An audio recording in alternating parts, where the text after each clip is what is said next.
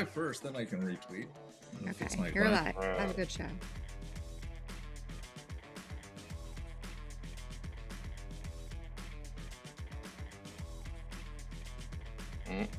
My hat looks crooked. Anywho. It doesn't matter. It's Friday. Nobody cares. Clearly, it doesn't matter. Look at this crew today. All right, let's find Wall Street Beats on socials and let's retweet. Yeah, welcome everybody. We're on the air. Yeah. So we noticed Ben had on today, so we had to put some. So we all went with, it's the Friday fun theme. Yeah. Friday bad hair day. Somebody was having a bad hair day, so we supported them. Yeah, so we supported him. I won't say. I got a haircut.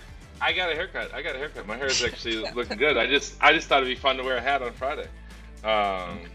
What's the hat, Ben? Is that that's not your bear hat, that's your lion hat. I see. It's the king hat. And Nadine has the queen. And I saw that, so I had to go here. Right, she's got the queen hat. All right. Good. The lion. I'll send you guys some Einstein hats. Those bars were really good. I mean, I'm not getting. This is not a paid promotion. The bars were good. So if anybody's looking to buy Einstein bars, I would buy them. It's not a paid promotion. It will be soon. It will be soon. No, they were really good. I don't remember what flavor we had, but they were quite good. Yeah, it was like chocolate. They taste like Kit Kats, like a little bit lighter Kit Kat, like not as much chocolate as Kit Kat, but has a similar flavor to Kit Kat. Good. To me, it tasted like that.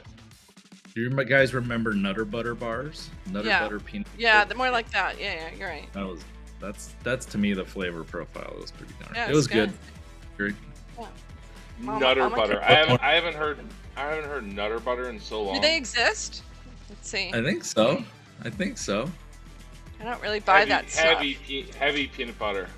Yeah, it's heavy peanut butter, and it's also probably heavy processing. Used to be real peanut butter. I doubt it's Nutter Butter cookies. We use real They're ingredients. At Walmart for $16.44 for a 3-pack. $16 for a 3-pack of Nutter Butters? Steve, you gotta raise your prices, man. Seriously, $16 for 3? No, that's got to be like for a 3-pack, meaning 3 packages. Ah, got it. Okay, so 3 full packages of cookies. Yes. Yes. Because how could you just buy one? No, 3 full packages. It's like a 3-pack. Never. You know? Yeah, you're already like in slogan world. Like you can already think of your slogan. That's amazing. Yeah, we have a TikTok marketing team. We have a Amazon marketing team, and anyway, we got a lot of people working on this. Anyway, all right, everybody, welcome to Wall Street Beats. I'm Steve Lamar, and I'm joined with our portfolio expert and macro investor extraordinaire, Nadine Terman, and Ben Brey, who's also a portfolio manager and very good macro investor and trader, if I do say so. I've invested in a couple stock ideas from Ben over the years and have made a little money. So let's kick it off today. What do we got? The government shutting down this weekend. They always like to wait till the last minute. We've got FedEx earnings. FedEx earnings that look really good. Well, I saw SoftBank is cutting 20% of their workforce. Right. You also have the rule breaking. You're going to have like 2 times a year reporting. So vol will go up. I think you'll go long ball on that. Yeah. Also, they're going to do an overhaul of investor disclosure rules. That's pretty crazy. And this is my third. Revenues are in light. Go ahead. No, I was going to say this is my third day hosting this week, so maybe we can get Jimmy Kimmel to pitch in. Oh. That's a sensitive topic here in Hollywood. I'll tell you. Yeah. There's riding on the streets. The FedEx thing's interesting because I've talked about these 4 horsemen of reflation, and one of them being oil. And if you think about it, since January 13th when the dollar peaked out, oil is down 18%. And if you look under the hood at the FedEx earnings, the biggest driver of their profit beat, their margin beat, was fuel prices being down, right? Yep. So, it's not it's not some great macro take, but it's just a little data point that kind of shows you that's a real impact. And I think oil being down this year is one of the things that has helped with all the other pressures that have been there, right? There's all these cost pressures, and it's one of the things that's really mattered is having oil down. I mean, But there's they other they things we can also look talk like they about. took share from UPS, Ben. Looks like they took share from Oh, UPS. And then the new guys, like what he's cost cutting, and that's a fan favorite, right? But they were talking about like they saw $1 billion hit from that trade volume decline. That's a big deal. So if that ever reverts, right, after deals are Yep. done, you could also see the benefit to the top line from that. yeah, I just mean that basically, if you strip out the fuel thing, you go from earnings growth to earnings contraction. Basically, was all my point was on that. Um, but yeah, no, look, that business has been a hard business for a while because of Amazon, right? Like, I mean, UPS. One of my buddies pitched me. It was he did a good short write up, and UPS has just been a share donator for a Yeah. while. Yeah. So actually, so we're stealing the show, just making it a wild day today here. What do you think about the Bank of Japan with their unwinding that 4.2 billion of ETF holdings? Like, are you expecting that? I mean, the yen strengthened, Japanese stocks went down. So do you expect that to have much impact on the dollar? Is it more about Japanese earnings? What do you think? The thing about that is that headline. I sent that to our friend David Dredge in Singapore, and he's very much an expert on the BOJ. Meets with those guys, and he's like, "Yeah, but look at how long the runoff period is." And so then I It's gonna be looked a under the while. hood. 100 years is their estimate to unwind that thing. So by that time Bitcoin will no longer be issuing any Bitcoin. We'll see if Bitcoin's even around then. But so I think it was more of a ceremonial like thing, there Yeah, was also two dissents for the right. first time under Ueda, which was a little bit interesting.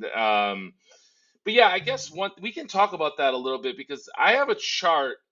uh, let's bring up that chart I sent you, Jen, please. Sorry, this is basically the candle chart. The green and red is the S&P, and then these are all the S&P in different currencies. So the red is in yen, the Yeah. blue is in euro, I believe, and the light blue in the bottom is in gold. So I think this is since the dollar topped out on January 13th, and you can see, okay, the S&P is up. But in euro terms, it's only up, or in yen terms, it's up Sure. 5%. In euro terms, it's down 2% year to date. Now, Yeah. this was 2 days ago or 3 days Yeah. ago. I know we had a face ripping rally yesterday, but and in gold terms, it's down 17%. And I don't have the chart for the period leading up to that, but if you look from like call it when this bull market started in late, call it Halloween of 23 until now, but like from that period to January 13th and the dollar peaked out, gold and S&P were basically in line, and the foreigners were making more money by being in S&P. So now you have a little bit of a change in dynamic that's probably Yeah. not talked about enough. I just I think sent one of the Jenna a chart that goes along with that from my arrows this morning. So Jen, I don't know if you saw, I just shot that over. If you can put it up, I think Benny Boy is gonna like to see it. Sorry, I'm making you do it live, but basically it's So got the dollar are you guys decline. making the case for rotating out of US into No, no, other no? I've been short dollar. So the UDN is a short dollar ETF. I mean, if you can't short dollars otherwise, that's like a simple way for retail accounts or the like. But you basically look at that, Ben. I didn't even know what you were talking about. Look what I got there for you. The dollar decline erodes foreign investors' return in US stocks. Hot Yeah, off the that's press. actually great. That's like Hot that's off the the press. very like illustrative way, whereas mine's like Yeah, these charts and you got to look at them and yeah. see what the I legend don't know what says. Your your chart we can't colors even see. mean. I don't know what your colors mean. All I know is small is worse than big. Yeah, well, Let's Nadine and I Our are in our line eyes aren't as today. good as yours, Ben.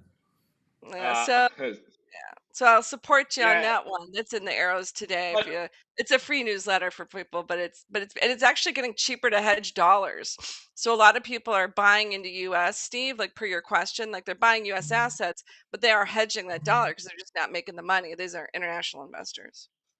And I Got it. think that I think we're at a turning point, though. I personally shorted the euro right after the Fed report when it went up to spiked up to 119, because one of the dynamics that was going on into the Fed meeting in the FX vol world was there was a lot of hedges that were placed on a weak dollar nervousness. And if you remember the reverberations right after, where like things kind of unwound kind of crazy, like there was some Yeah. stocks, so people noticed the stock selling because they pay attention to that. But like, Yeah. I think, Steve, I sent you the implosion in volatility in the 10-year and in the euro USD and the 1 month implied vol at the money. And so there was some unwinds of that. I think if you, I don't have the chart with us, but like the dollar double bottomed, if you look on the, like, just use the DXY, I guess that's the simplest way to do it.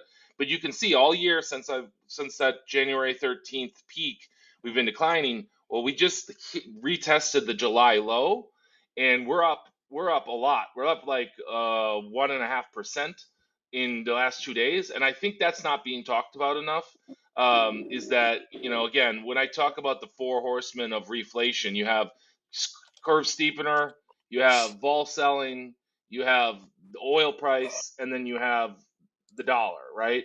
And the dollar, if that starts going the other way, I think it will take some of the wind out of the sail of this rally, basically. And so that's what you want to keep an eye on. And the way to like really think about it is if the curve flattens, the dollar's gonna rally, and that should put the speed brakes or a governor, if you will, on this face ripping rally of the last 5 months. On the equity rally, yeah.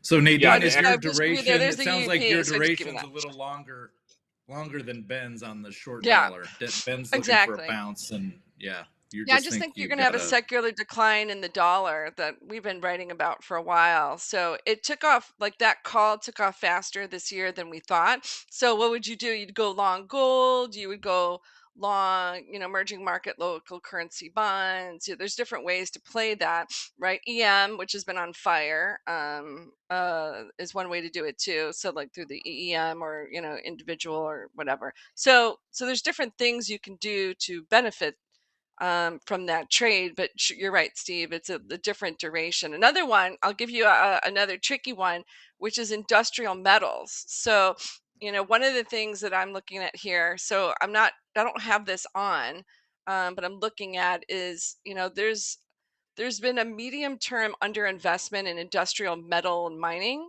And there's a big demand from the energy transition, AI, defense, infrastructure activity. So you could probably see metal markets tighten, including copper. And industrial metals, they tend to be negatively correlated with the dollar. So even if broader commodities are less so, if the USD weakens, industrial metals could catch another bid. So forget supply and demand. We're just talking currency. But then you've got the global manufacturing PMIs getting a little better. Chinese imports of copper ore were up, call it 6.5% year over year in August. Iron ore were up 3.8% year over year. And if you get any kind of stimulus towards the end of this year, it could spur the metal prices higher. And you've got this situation with low inventories in zinc and aluminum, which could drive upside. Even though zinc's up, I think it's about 12% year to date. The curve is in backwardation, so near term physical demand is strong relative to supply. And whether gold gets a lot of attention, Bitcoin and the like, but zinc's the fourth most used metal globally. So you need that to prevent iron and steel from corroding. So whether you think about all the construction and infrastructure going on, maybe you missed out in Nvidia, but maybe in these data centers, but maybe you can play it from the metal side because that's not a place that you've seen as much strength, right, as other Is things. there So a when you think ticker? about the Is dollar, there you a think of broader. ticker or a series of Yeah. tickers for that, Nadine? Yeah. How do you So play I that? mean, How so do you you need to do your invest in that? homework of what you want to bet, right? But like so if you like copper CPER, right? So and that has Yep. assets of, call it, I think about 225 million or so. Like, don't, you can go look that up. Don't quote me on it. The DBB, that's that Invesco, broad industrial metals. So if you want more of a basket, and that's got, I think, about 125 million of total assets. So these aren't, billions Pretty of small. dollars, pretty small, Yep. but it can really move, right? If you don't want a K1, I think there's the BCIM, but that's much smaller. But I think people are getting more sensitive to it. You could also Yep. do like there's global metals and mining producers in PICK, that has about 800 million in it. And then there's the S&P metals and mining, that's 2.3 billion, but that's got like metals and mining stocks. It's less about the underlying. It's got everything in it. If you want rare earth, that's the REMX, and then the base metals, that's the DBB that we talked about before, right? So you kind of look to see what is it that you want, um, the pricing on it. Is it based on futures Liquidity. contracts? Is it Yep. more liquidity? So there's a lot of things that you got to go figure out what's right for you. But I think that overall, that's an area that could be interesting to play. Okay. So But Ben, I guess go ahead, Steve. no, you go. I guess I what I was was going to gonna change the say is subject. yeah. Let me finish with this then. Um, I think that anti-dollar, like run out the risk curve, carry trade stuff is very crowded at this point. Like, gold's had an unbelievable run. Yeah. The IWM is at the all-time high. The S&P is at the all-time high. Europe's at the all-time high. Even my Chinese stocks, which I told you, we were selling some of them on Wednesday, has taken off like a rocket ship. I just think that, when you look at what just happened with the TGA at the Fed, we just went from 300 billion to 800 billion in very short order between the corporate tax receipts from on the 15th and then the rebuilding of it. You're going to be at 800 billion, and so in order to balance that out, bank reserves just went down 130 billion, which is a big move because the RRP, which is the reverse repo program, is the cushion that which has been the cushion in the post COVID period is gone, right? So we're now at the kind of level where the Fed starts getting nervous because we can go into a liquidity crunch here very quickly. And so you got strong dollar plus reserves declining. You just got to watch out. And then the last thing I'll say about it is I went back and looked. Today is OpEx, right? Today is a big Sure. options expiration day, which is, in this tail wag the dog world we live in where options drive so much of it. Um, you watch what happens because I went back and looked 2018, 2019, 2023, 2008, 2014. You know what day the fall rollover started? The Friday of OpEx in September, right after corporate taxes came in, right after, it's the end of the fiscal year for a lot of mutual funds and for the government. So, it's been a good run. It's been a real good run. But like, I would argue the dollar was the biggest driver of it this month. And like if we're kind of going into a tightening situation, which historically the next, call it, month is the worst time of the year, so Yeah. yeah, we'll see, and maybe stocks will never go down again. That's possible, also. It seems. Doesn't seem like they want to, Ben. I think we've jacked up Ben, like 12 out of Ben the works last at 13 days. Build-A-Bear. Oh my What's god! that? Oh my god! The Build-A-Bear. Ben works at Build-A-Bear. He's always building a bear. Yeah. Oh, I Ben. I did own 15% of that company back when I was at Fidelity back in the day, so I know the Build-A-Bear a little bit.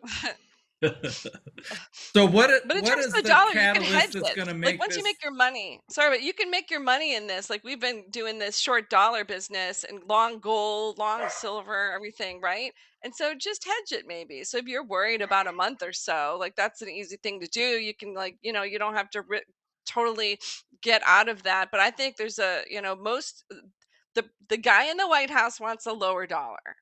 right? Like the guy wants what he wants, and he's not going to let the dollar rip, right? At least not for too long. So I But don't. what's he gonna get a lower dollar against? See, this is the thing. People say I want a lower dollar. What are you gonna Yeah, get it against? The euro's already way too strong for that economy. Okay, like they're an exporting sure, economy. It's way too sure. strong. The yen is also an exporting economy, and those guys want to take that thing to 200. I'm telling you. Like, and now there's starting to be a little internal division because everyone's. I mean, look, I fully support everyone going to Japan right now. It's super cheap, Yeah, and so the citizens don't really love this, but like it's clear that they want to keep this thing going, and China's pegged against us. So I don't really know when we say, oh, we're gonna have a weaker dollar. And also, just to be clear, on a trade weighted basis, the dollar's only down like 7% this year. sure. You know, everybody likes to quote the DXY, but that's because the euro and to some extent sterling Sure. have accepted the brunt of it. I don't know where this dollar weakness will be absorbed unless China decides to let their currency strengthen, which in a situation where they run rampant deflation and they have excess capacity, I don't see them doing that anytime soon. But it's a weird time with all these you know trade deals and stuff, so who knows. But I'm just saying that like the weak dollar thing, I don't know where that's absorbed. That we just got a 12%, 8 to 12%, depending on how you count it, move in what is it, 9 months, 8 months? So Yeah, like, I'm just looking here. The it feels UDN. like you're That's the. pushing on a string a little bit on the short dollar position here. It reminds me of when I got wrecked in 2015 shorting euro when it was at 104 for the first time in like whatever 15 years since it came around, and then it went up five big figures in like one day when the ECB didn't do anything. Yeah. But I don't It think you was not have to fun. just be It like was not short fun. dollar. You can No, be like that's you a can big move go. in So 5 days. this is the UDN. This is the one that's like the short dollar ETF, right? So fair point that it's, the low of it was, call it, 16 and a half or whatever around roughly, right? And now you're sitting at 18.84. So you had a nice run since January. So that's been a pretty Great nice run. run here. But you can get other, that's why I think of it as like popcorn popping. So let's say the market's rallying and you're doing emerging market bonds or just EEM stocks. You can benefit from thinking about what could a lower dollar benefit that also benefits from other things. It doesn't have to be just like a one-to-one trade. It can be a broader trade, so you can pick a few themes and then say, okay, what could do well? Well, maybe it's industrial metals, like the one I just talked about, right? So that you don't have to have a lower dollar to win. And so I like to think of those multi plays versus just being like, I'm going to do like when you like in the earlier part of the year, I agree with you. That's like, I want to short the dollar. But then later on, you can do these kind of more, secondary, tertiary plays that have not really taken off as much, and then say, well, now I want to go there. That's what I So like to do. with the markets at all-time highs, pretty much, I mean, gold, Yes, everywhere. Yeah. stocks, Bitcoin, I mean, Yeah. everywhere. Nadine, you manage a lot of money for a lot of clients. Yeah. Like,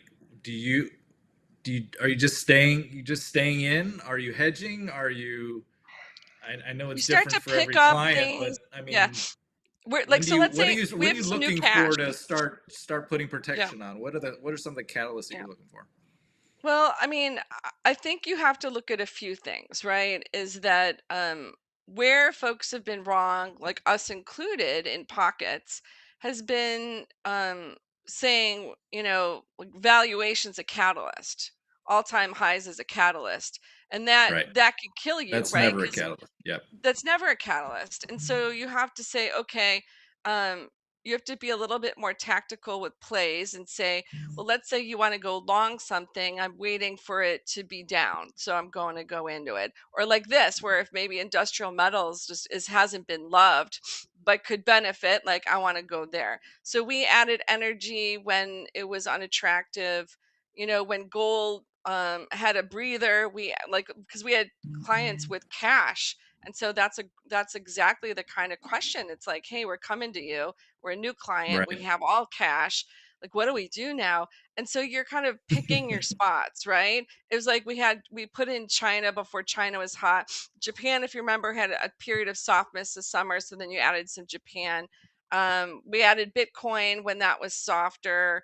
So you kind of like, we had ETH when that was softer. So you're just starting that. We had the defense companies in Europe took a breather for a little bit there, so added there. And so you're basically saying, of all the plays that I think that I want, I can't put them all on at once. I'm just waiting for the opportunity, You've and just that's got a why it list. kind You of just got matters. a list, and you're I looking got your for shopping softness, and you're list, going to be and you're then going to be patient. yeah, but be watching too. Like, if you're gonna go, like, check short interest. A lot of people forget to check short interest. So let's say you're going long or short something.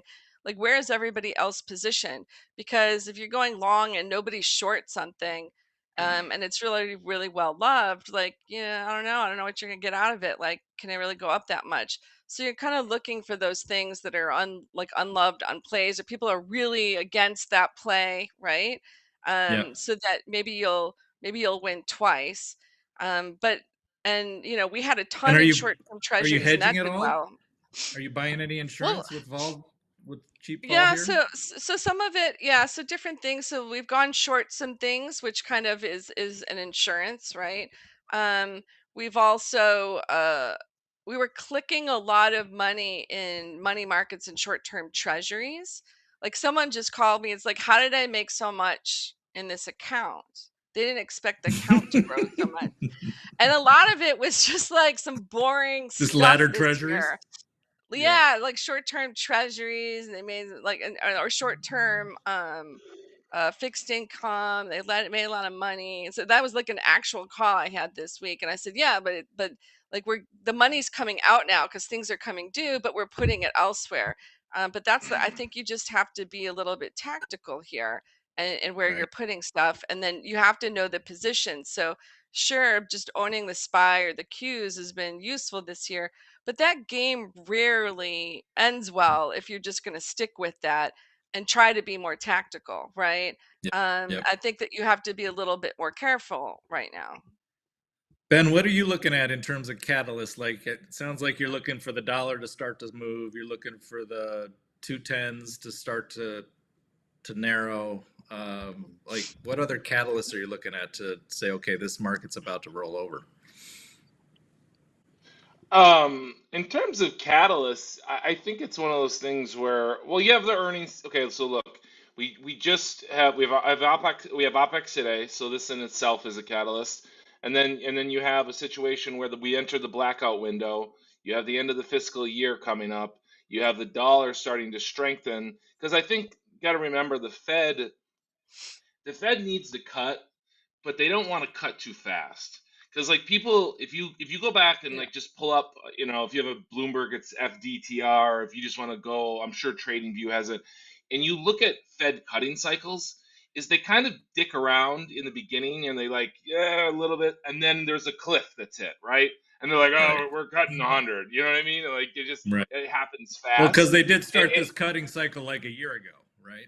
Yeah. yeah, but Yeah. to be honest, go back to the 2000. So I think the best analog we have, and again, nothing's ever the same. It rhymes, it doesn't Yeah. repeat. Yeah. Yeah. But the cutting cycle took longer in the 2000 period than it did in '08. It was I guess in first cut was in October of '07, and the last cut was in November of '08. So that was like 1 year cutting cycle. I think the 2000 was almost 2 years. I think it'll be more like that.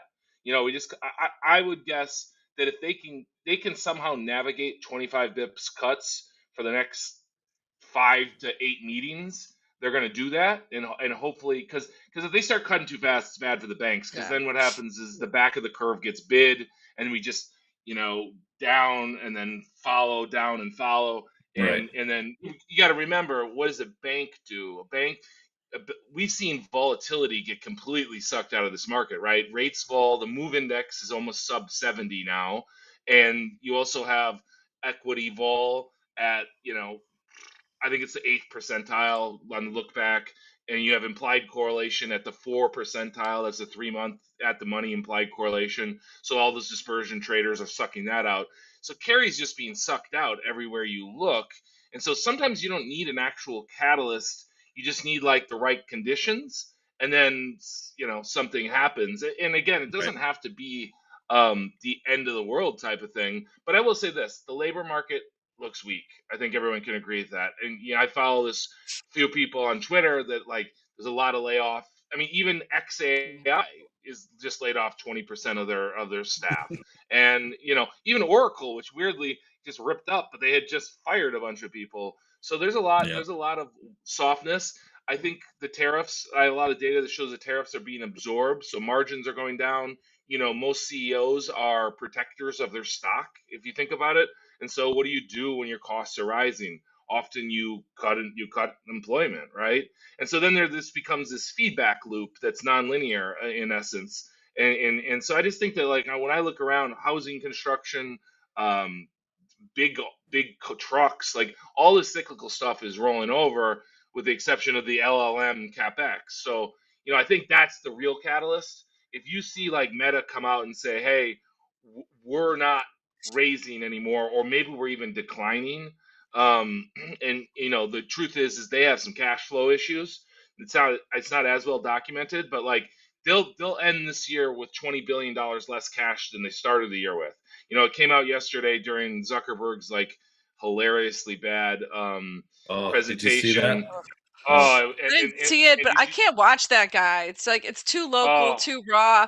But we should tell him. Like Ben wanted to short Meta. What is it, a few weeks ago, right? And I was like, even though I don't like the guy, and I think that they have a huge labor mess with their AI pool because the people don't get along, right? They got like a billionaire sitting next to the 300 grand guy, and people aren't getting along. We were kind of talking about strategy, right? Like, how do you know when to short something like that? Because you're going to make a lot of money on the short, but you could get ripped off if you're too early. Because just look at Oracle and the rah rah around, kind of like that fake deal, right? And so, and then I was Intel. reporting this, and Intel. Sorry, yeah, Intel, well, anybody all short this stuff, right? Intel was just a pig. Let's be clear. Right, Like that, Right. that thing was in the basement. right. But So no, I mean, I think the Meta's not, government's though. made $13 billion on it so far. Yeah, but Meta what isn't, right? But we were talking about the strategy is probably to wait until there's the first crack, because you're going to get all these dip buyers being like, "Oh, well, we still buy the story." And then that's when you short it, because like the data's rolling over, but then you had the retail and other people come in to buy the dip on it, who are believers, and that's probably the time. But otherwise, like, you could be way too early. So we didn't do it, and luckily so, because everything, yeah, everybody. she saved us. She We saved say us. that Saved you? everyone who's like AI, it's like Saved you from statues, yourself, right? Ben? like 8%, like 7%. So Yeah. no, but I had a conversation with a portfolio manager in New York yesterday, and it was the same conversation. We went through all these assumptions that are like every one of these hyperscalers extending the useful life. They're all like, Meta just did this data center deal using a VIE. That's what Enron used. Okay, like Yeah. if you look underneath the hood at Meta's like financials, there's all kinds of accounting red flags. There's cash flow issues. They're losing 21 billion on the Reality Labs this year and next year. They have capex that needs to grow. Well, what lever are they going to pull? So their only option is to use leverage if they want to keep this whole thing going, and they could do that. But I would argue that if you start increasing leverage, your multiple should come down. That's the natural way of things. So I don't know what they're going to do, but my view is that Meta will be the ones who are the first to bend the knee on the capex spend in these things. But to Nadine's point, this guy in New York, and we were both saying, despite all these things that we know, and this kind of feels like railroads or the fiber build out in 2000 or whatever, Oracle's the best example. I wanted to short that too, and I didn't. Oh boy. Nadine was like, "No, let's just wait," and then it went up 40% in 2 days, which I didn't even think was something that was possible. That's like me just like jumping and dunking in a 15-foot hoop in my mind. And so it is a difficult time to be on the other side, and I think that's why the short them in the back strategy will be right, because all the guys like me, like Wait Nadine, for it to like roll. guys I'm talking You to. gotta wait. No one wants to put supply out there, right? Like, and no one wants to get ran over, and so everybody's sitting on their hands just watching. But then you think about it from a dynamic standpoint, is that when that, like, whatever the data point is that, like, people are like, oh Right. my god, then When in the the music Q1 we saw. stops, everybody's gonna be looking around, trying to find Yeah, a like what do I chair. do? Yes, But a lot of yes, people will be yes. believers, right? Because they're going to be putting out more statements about their glasses or something, the new Right. thing, and Oh my god, AI oh this my or god. that. Yeah, Those yeah. glasses. I mean, like, I don't even want Scott. to get into that, but like the whole point If you is want a that. funny story, though, a really funny, totally Didn't aside, somebody try glasses and it didn't work? the Oh glass yeah, holes. Google Yeah, Glasses. I had a pair. yeah. I had a pair of Google Oh Glasses. My God. ex-wife and I were the early adopters on that. Let me tell you something. I wish I would have sold those. They were You could have got terrible. a lot of money if you were one of the first ones to get them. Yeah, I No, I was. I Nadine, got what were you offered gonna say? What was your $5,000 story? for my pair. so there's a really so if you look at Palo Alto online, Palo and like Alto online. and there's and actually there's I think it's on what's called I'm not gonna say what it's called. It's a local listserv for people who like live. We all live like Zuckerberg lives in a little part of Palo Alto. And his neighbors like flip and hate him, right? It's just like he's done underground bunkers and made like it's noisy and a mess and just like a pain in the butt. So it's hard. So it's like emotionally, do I want to short that? Totally, I want to short the gold chain. I want to short the MMA. But it's like, but you gotta wait. You gotta wait. You can't let your emotions like take a hold of you and hate the guy. You gotta wait. You gotta wait. So I think that like this kind of business that we're in is a lot about managing emotions. Like you got to do your homework, but then it's about managing emotions. There is a time to short Meta, but it's not right now. I bet the people in I mean, Hawaii are loving him too now, huh? Oh my gosh, yeah, just a Okay. to be fair, to be disaster. fair, to be fair, these things, like, when it goes, it's gonna go quick. Basically, if you think about the, But will it? I I think mean, it could go and then pop up and then go. So I think you got to I first. I hope think you I first. hope you're right. Yeah, So That's with how vol we have where to. it is though, why don't we yeah. just buy some? Why don't we buy It's some actually long December dated. puts? Huh? I don't Is think it it's too? December. It could be in Here's the 2026. problem. Here's the problem, Steve, is that single stock vol isn't that cheap. And No. especially as we come into earnings season, it's not that cheap. And that's what these dispersion traders at pod shops do, is they short options of index options, and then they buy the vol on the single stock basis. And that's why you Right. get implied correlation at the 2, 3, 4 percentile in the recent periods, right? And I have a chart, not here unfortunately, but like, there's a very negative correlation between risk and implied correlation. And so if you get the dollar rising, you Yeah. get implied correlation rising, these things are going to be negative, but it's very difficult to go on a single stock basis, especially into the Q3 earnings season, and Right. and get any kind of deal, basically. Yeah, like to get out to February, March, you're looking at like I'm just on Bloomberg looking at Meta, and it's in the 60s and 70s. So vol's not cheap on that Yeah, basis, right? exactly, It's kind of exactly, already exactly. All nobody right. nobody wants that, right? No. No, can't do it. Yeah, So do you do so the index? so Do you just? I mean, given its size in You could, QQQs, you could do that. yeah, I think that yeah, I would rather do the QQQ than the single stock for the exact dynamic we just talked about, because you're going to get all that. You get the chips. You get, I look, the only stock that I really can't understand is Tesla. Does anyone have any idea why Tesla is at $420? Because the CEO bought $1 billion stock. Like, that's the craziest thing I've ever heard. Like, Robots, that bro. that robots, autonomous. What are you gonna Come on. get in one of those cars? You I got would like you got much rather get OnlyFans into a robots Waymo. coming, baby. Come I on. will get into a Waymo, and I will never get into like a Tesla autonomous driving vehicle. Yeah, that Yeah, sounds a little I scary. think that I think that's what people say though, right? I take a Waymo, as you guys know, almost every day during the week to my office, to and from, and like it's so great. And I'm now like normalized it so much that like I don't even think twice about it. Whereas like they kind of cheaped out on their system, right? Like their system is not like No, it's much cheaper to make. Like these Waymo cars, these Jaguars are $200,000 a pop. Now that's not a cheap car, right? Whereas Tesla's like, we can expand faster because ours are cheaper. It's like, I'm not sure how comfortable everyone's Yeah, going to be. he's very for software. He's very cheaper. software heavy, and the Waymos are software and hardware. They got a good mix. So. Yeah, they've got more than just a couple cameras. They've got all types of sensors, right? So I'd rather be in that. They're testing it now from SFO. I was like driving right next to a Waymo on 280. That thing was going fast. I was like, I don't think I'm ready yet to go fast on a highway with a driverless car. But anywho.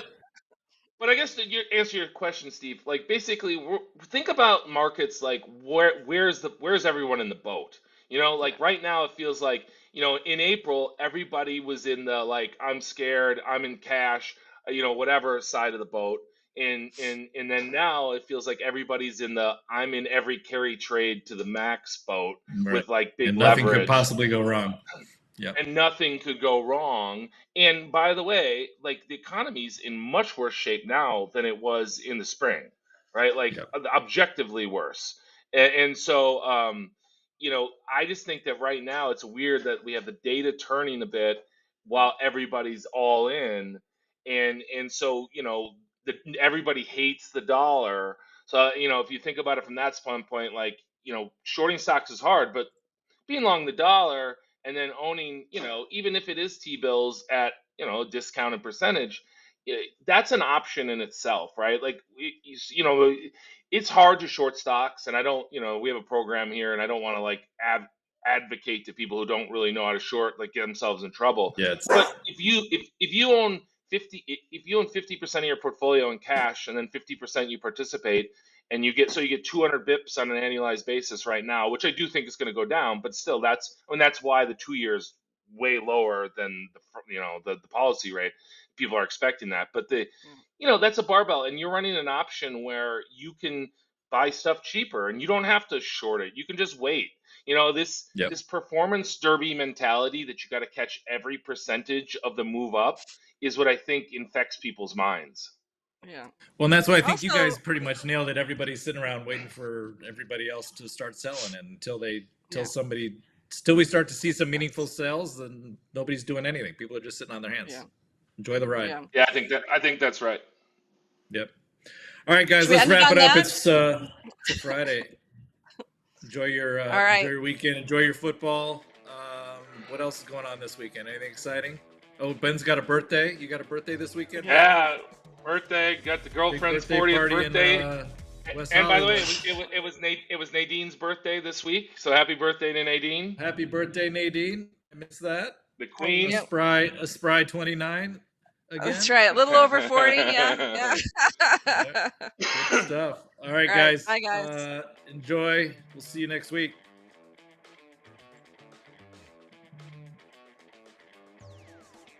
Thank you, Jen.